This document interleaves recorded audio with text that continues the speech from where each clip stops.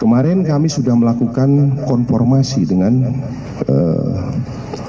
mohon maaf dengan istri daripada korban terkait dengan CCTV kenapa bergeser. Hal tersebut terjadi setelah adanya permintaan dari istri kepada penjaga kos. Bisa mengungkap dengan jelas dan bisa tuntas dengan baik, karena kami juga percaya bahwa pihak yang berwajib bekerja berdasarkan kaidah-kaidah pekerjaannya yang baik. Dari Ditreskrimum juga sudah menyampaikan bahwa ini belum tuntas ya. Nah, berarti kan masih ada hal-hal yang perlu didalami lagi oleh beliau-beliau para penyidik. Nah, itu. Oke guys, Polda Metro Jaya secara resmi menyimpulkan bahwa diplomat Kemenlu almarhum Arya Daru Pangayunan kematiannya disebabkan bukan karena ada pihak lain dan tidak ditemukan unsur pidana. Hasil ini akhirnya disampaikan setelah dilakukan proses.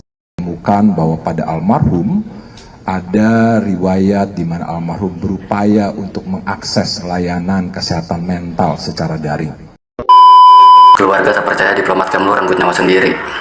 Kata keluarga, almarhum tak seperti itu.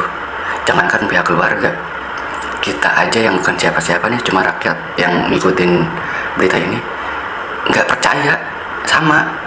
Masa sih? Karena apa ya? Kenapa kalau misalkan emang dia bunuh diri, kenapa harus ada CCTV yang potong-potong, terus penjaga kos reaksinya cuman kayak gitu, kayak biasa aja. Terus dia ngapain ninggalin tas di atas rooftop? Aneh, banyak banget aja. Oke guys, Polda Metro Jaya secara resmi menyimpulkan bahwa diplomat Kemenlu almarhum Arya Daru Pangayunan kematiannya disebabkan bukan karena ada pihak lain dan tidak ditemukan unsur pidana. Hasil ini akhirnya disampaikan setelah dilakukan proses penyelidikan panjang yang komprehensif dari berbagai pihak, termasuk ahli forensik dan psikolog forensik. Hasil otopsi oleh tim forensik menunjukkan bahwa almarhum meninggal dunia karena mati lemas akibat gangguan pertukaran oksigen di saluran napas bagian atas. Memang, dari otopsi tersebut ada temuan memar pada beberapa bagian tubuh seperti kelopak mata, kemudian juga bibir bawah dan lengan kanan. Namun dikatakan bahwa tidak ada indikasi kekerasan di sini. Memar tersebut disebutkan muncul karena disebabkan oleh aktivitas fisik sebelumnya, termasuk dikatakan bahwa Arya Daru ini sempat memanjat tembok di rooftop gedung Kemenlu. Nah, kemudian dari hasil digital forensik, terungkap juga bahwa almarhum dulu sempat mengirim email ke organisasi bantuan krisis emosional pada tahun 2013 dan juga 2021. Dalam email itu, disebutkan bahwa almarhum menuliskan keinginannya karena adanya tekanan hidup. Oke guys, berarti dapat disimpulkan dari keterangan sejumlah pihak tadi siang yang sudah disampaikan ini, kalau almarhum Arya Daru meninggal dunia karena gue bakal bahas beberapa poin lainnya di video terpisah, kayak misalkan soal HP pribadi yang hingga saat ini belum ditemukan dan lain sebagainya. Sekali lagi kita doakan yang terbaik untuk almarhum dan tentunya juga untuk keluarga yang ditinggalkan. Kenapa arahnya itu berubah ketika pada saat mulai mencongkel? Kemarin kami sudah melakukan konfirmasi dengan mohon maaf dengan istri daripada korban terkait dengan CCTV kenapa bergeser. Hal tersebut terjadi setelah adanya permintaan dari istri kepada penjaga kos waktu itu lewat telepon, via telepon kepada penjaga kos atas nama Siswanto, saudara S, untuk mendobrak kamar milik korban, sehingga penjaga kos meminta izin kepada pemilik kos untuk melakukan pendobrakan, dan hal tersebut disikapi oleh pemilik kos dengan menggeser sudut CCTV dan memastikan tindakan yang dilakukan oleh penjaga tersebut dengan maksud untuk memastikan tindakan yang dilakukan oleh penjaga tersebut. Hal ini juga diperkuat dengan adanya video yang diambil secara live ya, artinya secara live, bukan live, rekaman video yang diambil oleh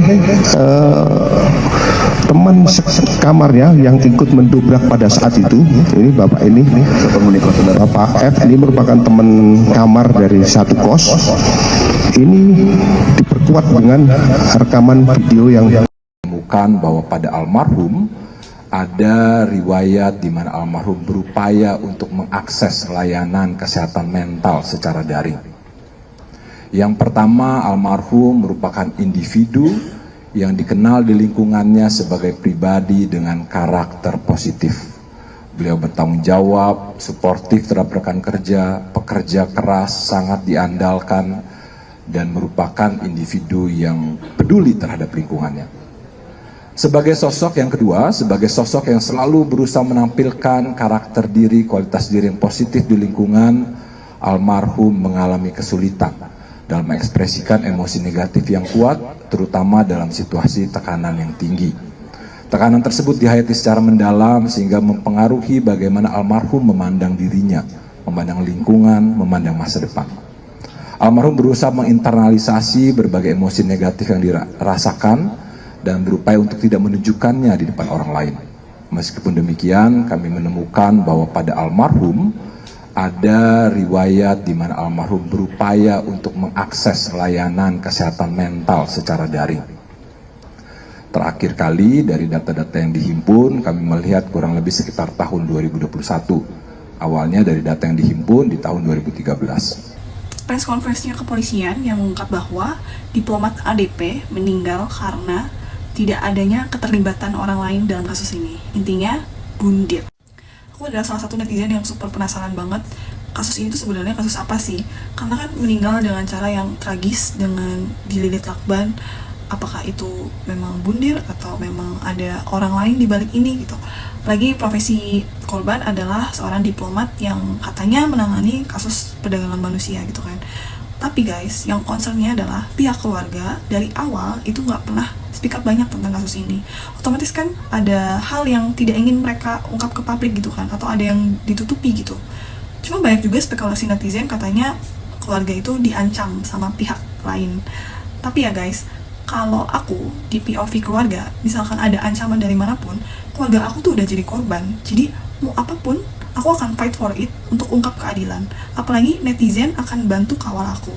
Misalkan something's happen to me, pasti kan ada orang lain yang mendalangi tragedi ini gitu kan. Jadi kayaknya nggak perlu takut sih kalau pihak keluarga kalau ada ancaman gitu. Jadi kan mereka ini emang pure mungkin ada sesuatu hal yang nggak pengen mereka ungkap. Apalagi banyak fakta dari barang bukti yang ternyata baru terungkap yang tidak ada di ekspektasi kita gitu guys. Jadi ya oke lah, kita sebagai netizen yang bijak aja, nggak usah terlalu mendalami sebagaimana kasus ini.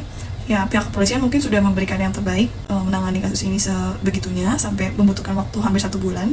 Tetap kawal aja kalau misalkan mungkin setelah ini keluarganya mulai speak up kalau misalkan benar ini bukan bundir, ada fakta baru lainnya, ya kita baru ikut turun tangan lagi gitu sebagai netizen untuk membantu kasus ini sampai clear.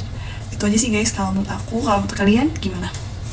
Bisa mengungkap dengan jelas dan bisa tuntas dengan baik, karena kami juga percaya bahwa pihak yang berwajib bekerja berdasarkan kaidah-kaidah pekerjaannya yang baik. Dari Ditreskrimum juga sudah menyampaikan bahwa ini belum tuntas ya. Nah, berarti kan masih ada hal-hal yang perlu didalami lagi oleh beliau-beliau para penyidik. Nah, itu kita tunggu bersama. maka sebab kematian korban adalah akibat gangguan pertukaran oksigen pada saluran pernapasan atas yang menyebabkan Kronologi lengkap kementongan diplomat Kemlu Arya Daru versi polisi. Polda Metro Jaya mengungkap misteri penyebab kementongan diplomat muda Kementerian Luar Negeri atau Kemlu Arya Daru Pangayunan alias ADP dalam kondisi muka tertutup. Arya ditemukan tak bernyawa oleh penjaga kos di dalam kamar nomor 105 sebuah indekos di daerah Gondangdia, Menteng, Jakarta Pusat. Sebelum ditemukan meninggoy, Arya masih menjalani aktivitasnya sebagai seorang diplomat Kemlu seperti biasa. Pada Senin 7 Juli atau sehari sebelum ditemukan ditemukan meninggoy, Arya Darut masih berangkat kerja dari kos tempat tinggalnya pada sekitar pukul 07.03 waktu Indonesia Barat. Arya menempuh perjalanan sekitar kurang lebih 17 menit dan tiba di gedung Kemlu, tempatnya bekerja sekitar pukul 7.20 waktu Indonesia Barat. Di hari itu Arya bekerja seperti biasa yang ia lakukan. Usai menyelesaikan tugas dan pekerjaannya, Arya lantas pergi ke Mall Grand Indonesia. Ia diketahui berada di mall tersebut pada sekitar pukul 17.52 waktu Indonesia Barat. Di mall itu Arya pergi bersama dua orang lainnya, yakni perempuan inisial V dan satu pria lainnya berinisial D. Merujuk rekaman CCTV, Arya tercatat berada di pusat perbelanjaan itu selama beberapa jam. Sekitar pukul 21.18 waktu Indonesia Barat, Arya terpantau mengantri taksi di Mall Grand Indonesia. Direktur Reskrimum Polda Metro Jaya, Kombes Wirasatya, mengatakan Arya mulanya menaiki taksi itu dengan tujuan ke bandara. Namun baru 5 menit perjalanan atau sekitar 200-300 meter, Arya mengubah arah tujuannya menuju gedung Kemlu. Arya kemudian tiba di gedung Kemlu sekitar pukul 21.39 WIB. Setibanya di sana, Arya naik menuju ke lantai 12 atau rooftop gedung Kemlu dan tiba sekitar pukul 21.43 waktu Indonesia Barat. Merujuk pada rekaman CCTV, Arya naik ke lantai 12 itu dengan membawa tas gendong serta tas belanja yang berisi barang belanjaannya saat di Mall Grand Indonesia. Arya terpantau berada di lantai 12 itu selama kurang lebih 1 jam 26 menit. Masih berdasarkan rekaman CCTV di lokasi, Arya terekam sempat 2 kali mencoba memanjat pagar di lantai 12 gedung Kemlu tersebut. Percobaan pertama di sudut sebelah kiri, di mana korban sampai di batas ini ia ketiak. Itu di bawahnya adalah lantai rooftop. Lantai 11 itu sampai di ketiak, kata Wira dalam konferensi pers Selasa 29 Juli 2025. Kemudian yang di sebelah sini percobaan kedua, mohon maaf itu sudah sampai hampir di atas pusar. Itu terekam semua filenya lengkap, sambungnya. Setelahnya Arya pun turun ke lantai bawah pada sekitar 23.09 waktu Indonesia Barat, namun tas gendong dan tas belanja yang dibawa sebelumnya tak dibawa turun oleh Arya. Sekitar pukul 23.12 waktu Indonesia Barat, Arya pun terekam dalam rekaman CCTV yang telah berada di pintu keluar gedung Kemlu. Belasan menit kemudian atau sekitar pukul 23.23 waktu Indonesia Barat, Arya sudah kembali ke kos tempat tinggalnya. Pukul 23 waktu Indonesia Barat, korban termonitor masuk di pintu kos. Ini terpantau mulai masuk ke dalam kamar dan kemudian membuang sampah, ucap Wira. Tak diketahui secara pasti bagaimana aktivitas Arya selanjutnya atau pada tengah malam hingga pagi hari, hingga pada akhirnya pada keesokan harinya atau Selasa 8 Juli, Arya ditemukan oleh penjaga kos telah meninggoy dengan kondisi muka tertutup plastik. Hal tersebut kemudian dilaporkan ke pihak berwajib pada sekitar pukul 8:10 waktu Indonesia Barat.